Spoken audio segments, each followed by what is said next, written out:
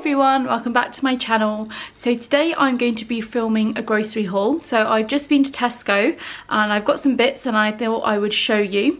I recently discovered that I'm gluten and dairy intolerant, as well as intolerant to eggs, yeast and cashew nuts, and also I've been trying to follow a low FODMAP diet. So this is all new to me, and to be honest I've found it really overwhelming because it's really stressful when you don't know what to eat. So I've joined a lot of Facebook groups and there's been a lot of really good suggestions on there, and last week I went out and did a food shop and I bought some gluten-free stuff from Tesco and Morrisons, and there are some things that I like and some things that I don't. So I went to Tesco today because I needed to basically stock up on a few essential items for my food cupboard, and also just get some fresh items as well, because I'm sort of really rediscovering what foods I can and can't eat.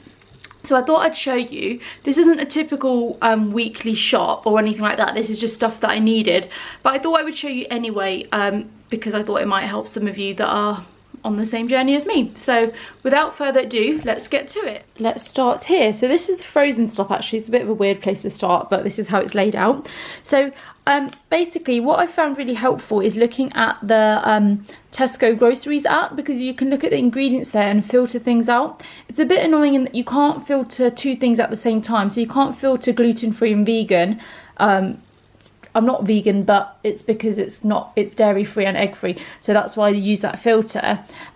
So you can't do that at the same time, but it's quite useful. You can have a look at the ingredients. So anyway, I had a look at these, and if you have a look here, I mean, I'm not following the low FODMAP diet really strictly, as best as I can, because at the moment whilst I'm starting, otherwise it's just too restrictive and just too much, and it's not realistic. But if you have a look at the ingredients here, so there's no milk in there, and I can't see any wheat in there.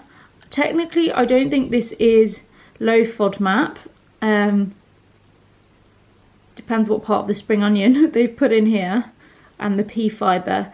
But I'm going to give it a go anyway and see what I think of these. So I got that.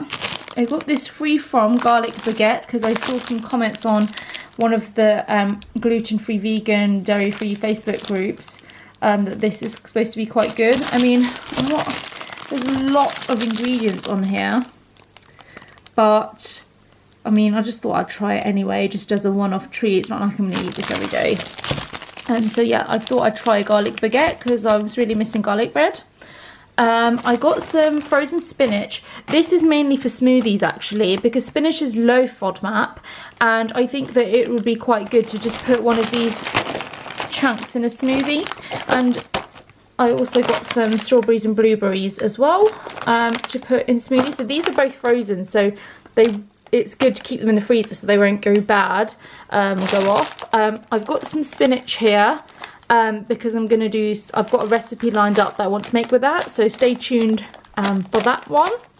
I've got some tofu. So tofu, depending on what form, I think this type of tofu is low FODMAP. I think if you have silken tofu, which is like the really creamy silky one, that's not, I think. But I think this one is low FODMAP. And a couple of weeks ago I made that recipe with the paneer, and obviously I can't have paneer now because it's got dairy in it, it's got milk in it, so I thought that I would try the same recipe with tofu instead. So stay tuned for that. I will give that a go. I've just got some coconut milk, and what's this? This is a this is a bit like Philadelphia garlic and herb soft cheese. Now, I never really had soft cheese before I had to do this diet, but I've seen some really good reviews about this, so I thought I would give it a go anyway, because I have been struggling to find things to eat for lunch. So I thought this would be nice to have on like a bagel or something, so I might try that. I don't know if I like it, but we'll see. I got red cabbage because I'm going to pickle some vegetables later, and I like having red cabbage like in salads and sandwiches and things like that, so I got some red cabbage. I was really craving some sweets this week, so I did get these. I don't know if these are low FODMAP or what, but I looked at the ingredients really quickly and I don't think they've got wheat or milk in them, so Might just have like 1 or 2 a day and see what happens if that causes a problem. I've got these. So these were on offer actually. Now tin soup is really expensive. Like some of them are like £2 a tin, the gluten-free ones. Whereas these were 45p a tin. They're from the Tesco Plant Chef range. Smoky lentil and red pepper soup. They are gluten-free and dairy-free. Is that going to focus? There you go. So they're gluten-free and dairy-free. I don't think they're low FODMAP because they've got mushroom in them. Not mushroom, sorry, onion. But I'm also intolerant to mushrooms, so we'll see what happens. I mean, the thing is with this kind of diet, it's all about trial and error, really. So yeah, I've got 3 of those. They're all the same.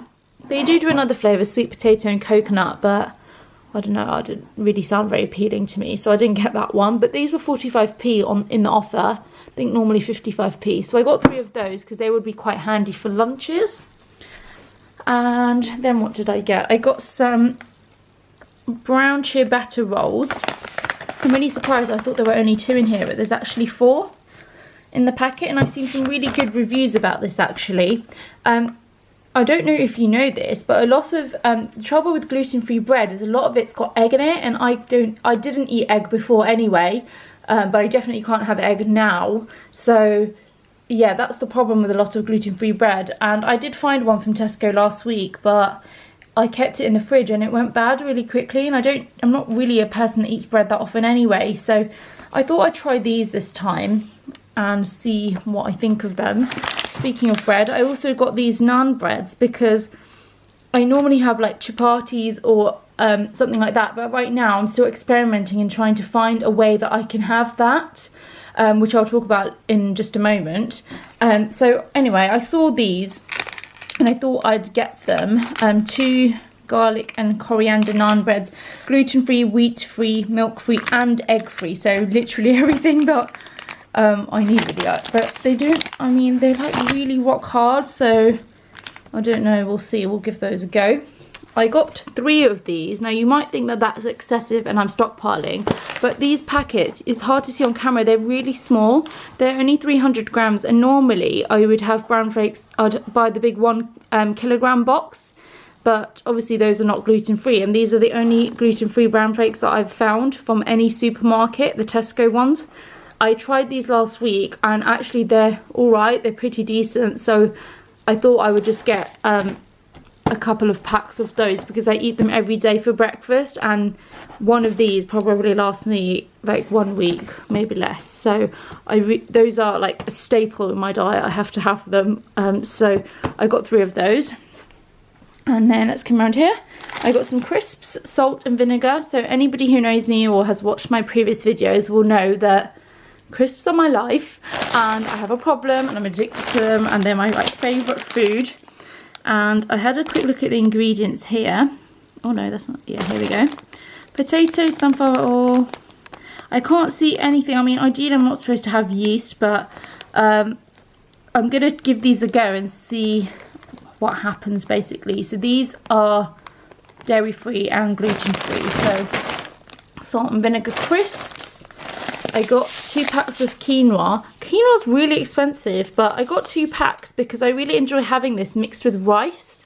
So normally I buy the ready-made packet rice and quinoa mix, but I thought that I've got lots of rice in the cupboard, like dried rice that I need to cook, which I do often make, but I thought it would be really nice to try and mix this with it for a bit of protein and just to be a bit healthier. So I'm going to give that a go. So I got 2 packs of quinoa.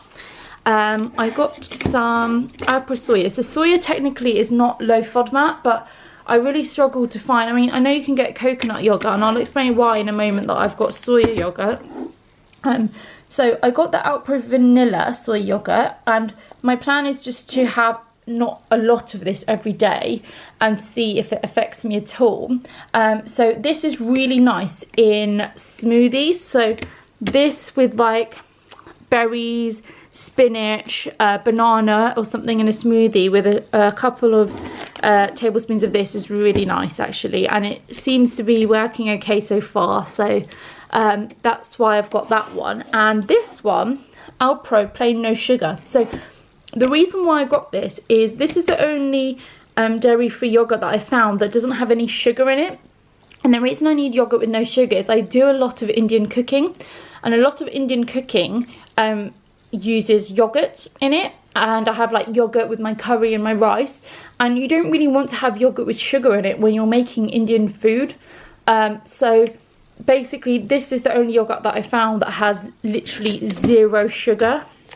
Only plant-based yogurt that I found with 0 sugar. I don't know if that's going to focus. So the reason why I've got this one is so that I can try and do like have this with my with my rice and my curry, but also try making some recipes with it to see how it works out. So that's why I've got that one.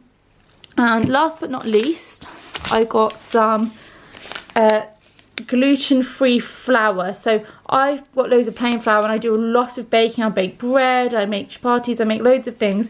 And although this is not bread flour, and I know this is a really good brand because I've been on their website and they have so many different types of flour, they're all out of stock at the moment, majority of them, unless you get really big bags because of COVID. And I desperately need to get some flour, so I got 2 packets because when I went last week they didn't have any in stock in Tesco's. So plain white flour, so I can do baking, I can make some cakes, I can experiment, I can try some new recipes. So I'm really happy that I managed to get some finally. So yeah, that's what I got. So this is everything I got. This is obviously not a typical weekly food shop. I would normally get some other bits too, but I've been shopping sporadically over the last couple of weeks whilst I've just been adjusting to this sort of new eating plan of mine.